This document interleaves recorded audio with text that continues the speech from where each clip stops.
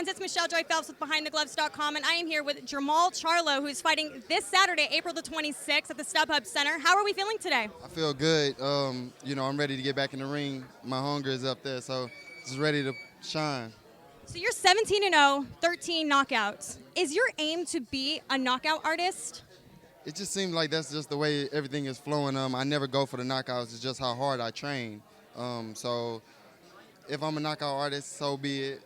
But I also can box, and I'm ready to go 10 to 12 rounds, like championship rounds. But if they fall early, that's just my hard work in the gym.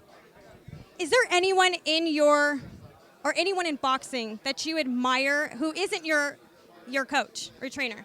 Is there anyone in boxing that you can say, I really admire them in their career? Yes, a couple fighters like Danny Jacobs. He's one of my favorite fighters.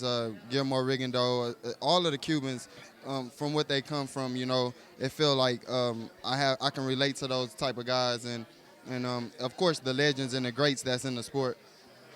Who would you say is your mentor?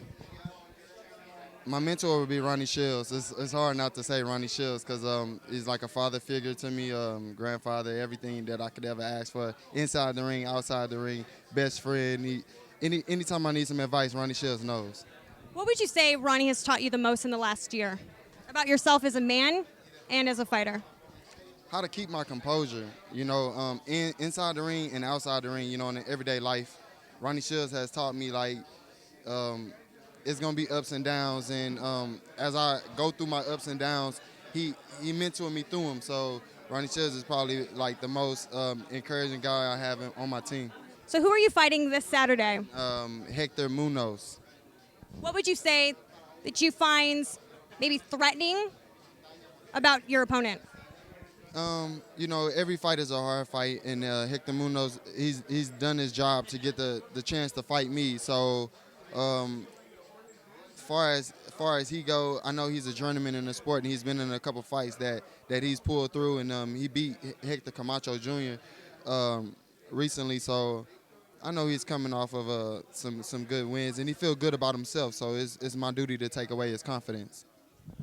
The fight fans want to know, what do you do for conditioning? Like, how many miles a week do you run? What would you say a weekly routine would be for you? I do a lot of heart rate conditioning things at Plex with my coach, Danny Arnold. A lot of fighters want to know, it's really, you have to get Plex performance to be able to do what I do. And it's all around. It's the way you eat. It's the way you train. It's the way you sleep. And Danny Arnold has done a good job for the last 2 years of making sure that I'm at my peak. What would you say is the biggest sacrifice you've had to make while being a boxer? Because it is a lifestyle. There's a lot of sacrifices that comes with being a boxer. The biggest sacrifice is I like to eat.